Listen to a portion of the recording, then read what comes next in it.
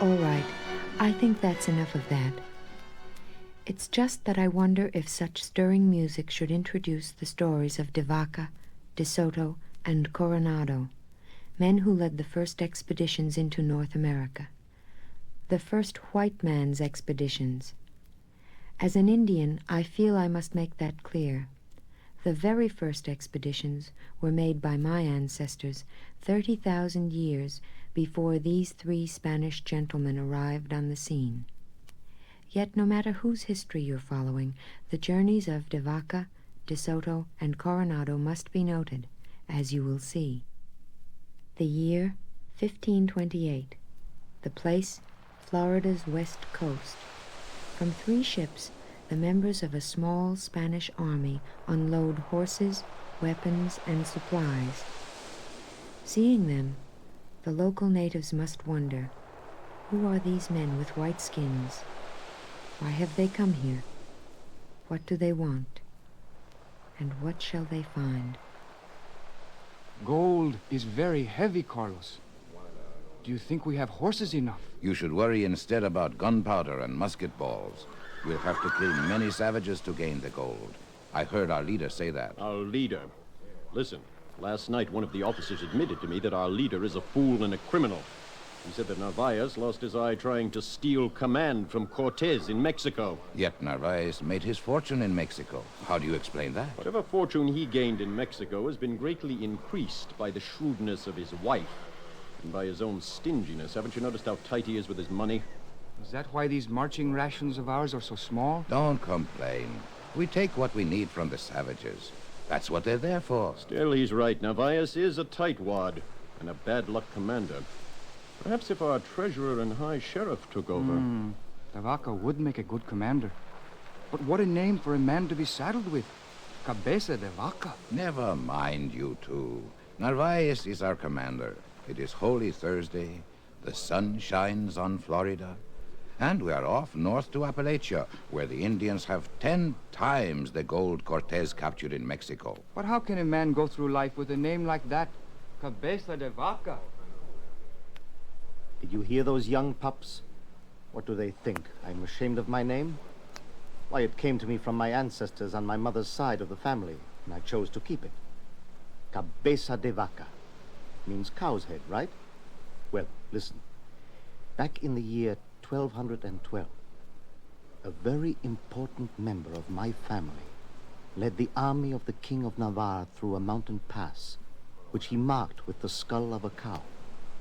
That army won an important battle, which led up to the final conquest of the Moors in Spain. So, the king officially bestowed the name Cow's Head on our family. Cow's Head. Well, it sounds better in Spanish. The expedition of Narvaez didn't do well in the Florida wilderness. In addition to the natural hardships, they received a rather cool welcome from those of my ancestors who were living in Florida at the time. After all, the Spaniards could not be considered honored guests. We find no gold, no food, but we do find sickness. We find savages hunting us day after day, shooting arrows at us from hundreds of feet away. Sometimes we find no water at all. Then we fall into water and get lost in scummy, filthy jungle. And we did find Appalachia, and what was it? A miserable hut village. No gold. 5 months gone, and our only good fortune is that some of us are still alive. Be thankful your horse lived long enough to be eaten. Be thankful we still have guns to kill bloody savages. And be thankful I don't leave you behind to rot with the rest of the sick men. Good evening, Governor. Listen, you three. Be thankful that I consented to take riffraff like you along with me on this expedition. You forget perhaps the extreme financial sacrifices we great men of Spain are making in order to conquer this hostile territory. And finally, you may be very thankful that you possess an intelligent commander. Our ships have left us, but I have thought of a way we can build sailing rafts and continue our journey westward by sea. I hope Narvaez's men weren't too thankful. because practically every one of them would lose his life following their commander's foolhardy scheme, trying to sail crude rafts in the Gulf of Mexico. 5 boats began the trip, and naturally Narvaez took the healthiest men to row the one he was in. We're not making any progress, Commander. Pass us a line. The man calling through the storm is Cabeza de Vaca. The boat he commands cannot make headway against the current and is being swept out to sea. Again he calls to Narvaez for help. Commander, we are losing way. Please, throw us a line. You're on your own, De Vaca. What? I can't hear you. My men are growing weak. If I take you in tow, I may not reach shore myself. You can't leave us. We'll be carried out to sea. Do what you must to save yourselves. You're on your own now, De Vaca. The small craft of Cabeza de Vaca does not reach shore for many days, but that's the last we'll hear from Narvaez. He was never seen again. One other survivors are kept alive by the efforts of the Indians living on the coast, who feed the Spaniards and grant them shelter. The Spaniards did not find their first winter in America pleasant. They suffered disease, starvation, some cannibalism. Spring now comes on the wind to this barren coast, this place the Spanish call Malhado, bad luck. Cabeza de Vaca becomes separated from the others, and for years he wanders alone, living with one Indian tribe after another. He journeys far inland, but each year he returns to Malhado. After 5 years of separation, he is reunited with 3 other survivors of the Narvaez expedition. De Vaca, all these years. How good it is to see you. The 3 of us have been slaves of this tribe for most of that time, but what about you? Dorantes, I have been gathering roots till my hands bled. I have starved a little. I have eaten when my Indian friends ate. But now we are all together again. Yes, but as slaves of the Indians. That is not a happy circumstance. Now, Dorantes, you mustn't feel bad. I who came to the New World as your slave, I must laugh to hear you complaining about slavery in the company of your own black slave. But you must admit, Estevanico, these present masters of ours are thieves, liars, and drunkards. Agreed. But they do keep happy in this hungry land. Hungry it is. Who in Spain would believe stories of eating spiders, worms, the buds of prickly pear cactus, Lizards and eggs. rats, snakes? Stop, my amigos, stop. You're making me hungry. Well, it must be admitted that these 4 had fallen into the hands of some pretty cruel people, and they suffered many hardships before they escaped. Naked, barefooted, faint with hunger, beaten and maltreated, they carried the Indians' burdens for them. Meanwhile, the Indian children amused themselves by pulling out the hairs in the Spaniards' beards and pelting them with stones. After the 4 were able to escape, they joined a friendlier tribe of Indians, and now they moved west, hoping eventually to make contact with their countrymen. They became the first white men and the first black man to travel through the American Southwest. It was a new world to them, and a new world is not without its wonders. 3 times have I seen them. They are the size of the cattle in Spain. They have small horns, very long hair, fluffy, like merino sheep. From the smaller ones, the Indians make blankets to cover themselves. And from the larger ones, they make shoes and shields. These were the first American bison, or buffalo, to be seen by a European. To my judgment, their flesh is finer and fatter than that found in Spain. Stop talking, De Vaca, and start eating. The year is now 1535. De Vaca and his companions have been wandering across the continent of North America for 7 years, and now their story changes. My chief, 4 strange men with beards approach our village.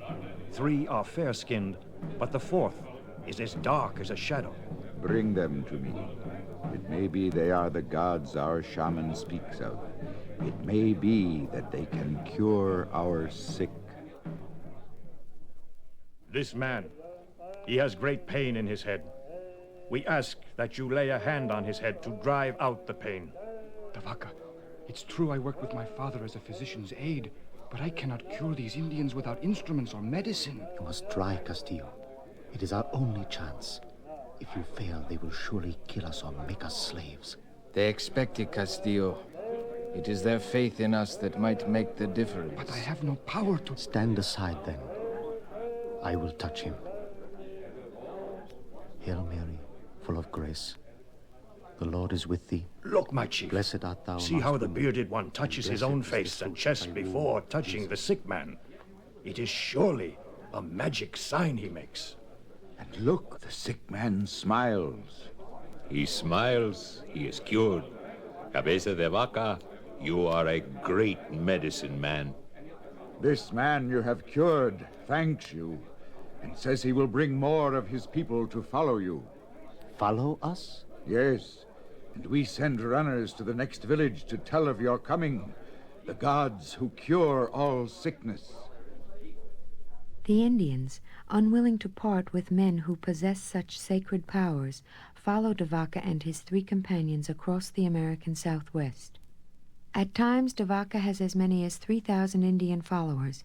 His course is always west, toward Mexico and the Spanish settlements. From what is now Texas, he moves through New Mexico and Arizona, then turns south into Mexico. It is here that he sees the first sign of other white men, an Indian wearing as decoration the buckle from a Spanish sword belt. Soon there are unmistakable signs that other white men are near. We passed through many territories, found them all vacant. Their inhabitants wandered, fleeing among the mountains, without daring to have houses or till the earth for fear of Christians. The sight was one of infinite pain to us, a land very fertile and beautiful, abounding in springs and streams. The hamlets deserted and burned, the people thin and weak, all fleeing or in concealment. They related how the Christians at other times had come through the land, destroying and burning the towns, carrying away half the men and all the women and boys, while those who had been able to escape were wandering about, fugitives. The Christians Devaka refers to are Spanish slave traders, scouring the Mexican countryside for victims. The reunion of Devaka and his companions with their fellow countrymen should be a joyous occasion, but... After 8 years of wandering, such a miracle. But look what we see. The very first thing we see. It makes me sick. And ashamed that I, too, am a Spaniard. Captain de Alcaraz, I wish to ask... You look like savages, animals. You have no gold, but we'll take extremely good care of your Indian friends. That is what I wish to speak to you about. These people, there are well over 600 of them with us. These are our friends. They have seen to it that we travel safely here, and therefore they must be allowed to depart in peace. But the Indians will not turn Devaka, Castillo, Dorantes, and Estevanico into the hands of their own countrymen. Why not, Devaka? Ask the savages why they won't let go of you. I will tell you why. Captain, this man has served as our interpreter. He speaks Spanish fluently. Well, savage? These 4 men have healed our sick. We must see that they safely reach the next village. If you understand Spanish as well, savage, tell your people this. Those 4 are not gods. They're in poor condition and have no real power. But we are the lords of this land who must be obeyed and served. Do you understand? These 4 do not belong to you. They cannot. They come from where the sun rises. You come from where it goes down. They heal the sick. You kill the sick. They come naked and barefooted. You come in clothing and on horses with lances. And they are not covetous of anything. All that is given them they directly turn and give to others, remaining with nothing. Enough of this! Devaka, you must send the savages off immediately. And do you promise them safe passage? Of course. I give you my word. Now, get busy and convince them that you belong to us, and I'll get you started on your way back to the settlement at Culiacan. Only after much effort do Devaka and his 3 followers convince the Indians that they are indeed Spaniards and must leave them. Goodbye, my good friends. Goodbye. Need I add one bitter note? That the Spanish captain did not keep his word to Devaka? As soon as the 4 survivors were sent on their way south, the Spaniards attacked the Indians and made prisoners of them to use as slaves. When Cabeza de Vaca returns to Spain, he is invited to visit the home of a wealthy nobleman, who is himself about to lead an expedition into North America. Look about you, De Vaca. Notice these golden goblets we're drinking from? Yes, they are very beautiful. Senora, please show De Vaca your golden pendant. You see? All Inca treasure I brought back with me from the Pizarro expeditions. And I'm convinced there is another Peru to be conquered to the north of Mexico. Now let me show you this. Our good king has given me the authority to conquer, pacify, and people all territory from the province of Rio de las Palmas to Florida and beyond. We will find gold, silver, pearls, jewels. We will capture many slaves. I say we because I want you, with your vast knowledge of the country, to accompany my expedition. No, I... What's this? You refuse to accompany us? All right, then it is your loss. 6 hot months we have traveled north, Commander de Soto, and still we have found no gold. Keep on. We have much territory yet to explore. And until we find riches, we have the enjoyment of killing Indians. Killing Indians. De Soto was good at that. He butchered his way through what is now Florida, Georgia, and the Carolinas, then turned west, crossed the Mississippi, and followed it north, then turned to the southwest through Oklahoma and on into Texas. Wherever he went, he left behind him burned villages and the corpses of his victims. 3 years after landing in Florida, the expedition turns back, and on the shore of the Mississippi River, De Soto comes down with fever. Today we mourn the passing of our Captain Don Hernando de Soto, governor of Cuba and Adelantado of Florida. Hush, Gallegos, not so loud. The Indians will hear you. Oh, do you think so? I saw Chief Guachoya near our camp. It would be very dangerous for us if he finds out that our immortal commander is dead. Ah, you're right, Moscoso. But what are we to do with the body? I don't know. But we must convince the Indians that we are all immortal, so they won't attack us. Watch out. Greetings, Chief Guachoya. Greetings, Spanish brothers. I wish to see Lord de Soto. He is not in camp today. No, the great captain is making a journey to the sky. He's in the habit of doing this from time to time. Yes, and such a journey takes some time, as you know. But he'll be back. In the meantime, Captain Moscoso here serves as our commander. It could not be that he has died. Now, Chief Guachoya, you know this could not be. After Chief Guachoya leaves, Moscoso makes a decision. Tonight we must sink Don Hernando's body into the great river. The Indians must not learn of his death. And so, the body of Hernando de Soto is wrapped in blankets of buffalo hair, weighted with sand, and dumped into the middle of the Mississippi River. That's enough about De Soto.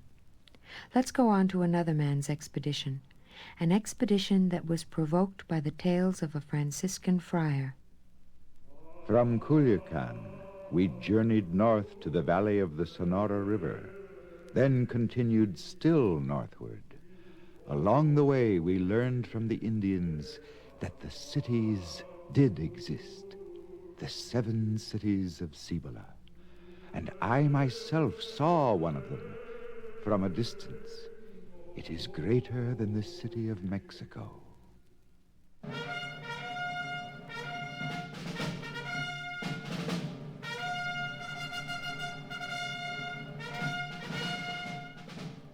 I have spoken with Fray Marcos, and I, Francisco Vasquez de Coronado, am determined to lead the Viceroy's planned expedition north to the 7 cities. I'll have no trouble recruiting men. Why, the city of Mexico is filled with cavaliers, men of good family and high rank, floating about like corks upon water, eager for adventure, fortune, and fame. There are unemployed soldiers longing for a campaign, monks and priests zealous for the salvation of souls, Negro and Indian slaves. Once I am given a desired command, I shall raise a noble army within weeks. At the head of his noble army, Coronado leaves Mexico City and heads north to find the 7 cities of Cibola and claim its riches for his king, for his viceroy, and for himself.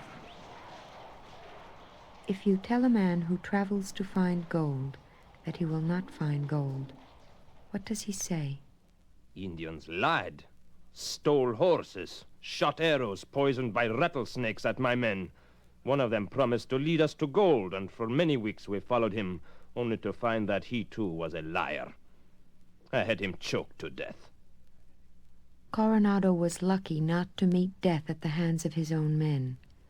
Lucky to return home to Mexico City, a weary, heartbroken man. They told of an Indian ruler who takes his afternoon nap under a tree hung with hundreds of tiny gold bells. They chime in the breeze to put him to sleep. Lies. Treachery. I have now marched over 3,000 miles in this place called America, and I found no gold. None. So that is the story of 3 expeditions into North America: de Vaca, de Soto, and Coronado. They came here like conquerors, but you heard what happened to them, the hardships they endured, the miles they walked, and they found no gold, no secret passages to the Indies, no magic cities. I don't know. What do you think? Perhaps they do deserve some stirring music after all.